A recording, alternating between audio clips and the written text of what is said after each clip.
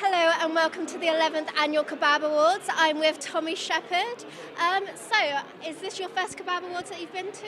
No, I'm a veteran, Zoe. This is my fourth British Kebab Awards, I think.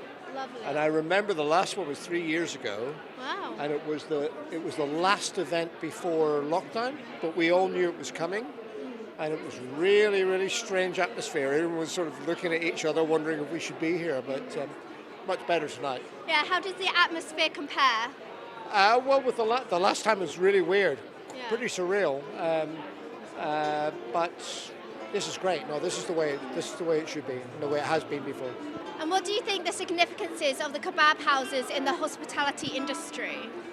So, I mean, I think we need to celebrate kebabs and indeed Middle Eastern cuisine as now being like a staple part of the British diet. Absolutely. So, and it's great. I think the awards here tonight and possibly the British Curry Awards that represents now the majority of what people eat in this country, and I think that's a good thing.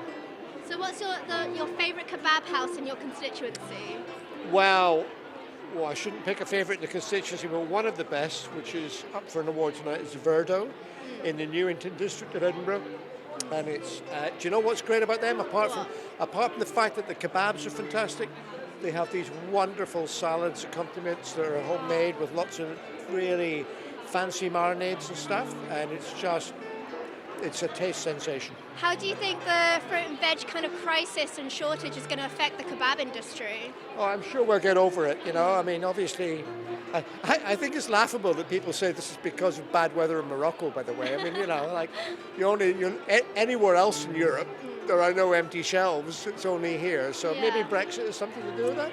Perhaps. So once we get, but, you know, well, I'm sure we'll get over it as we have done. It would have been helpful if Brexit hadn't happened for everyone. Sure. But the British people are strong in adversity, so I'm sure we'll find a way. Yeah, so too are the Scottish. Absolutely, yes. So, when you go for a kebab, do you go chicken or do you go lamb? I used to go chicken, but that's in part because, you know, I always have to try and keep a check on my weight and not go. So if I'm going to have actually, I do think a kebab is one of the healthiest things you can have. I agree. I mean, it's essentially grilled meat, fresh vegetables, and plain bread.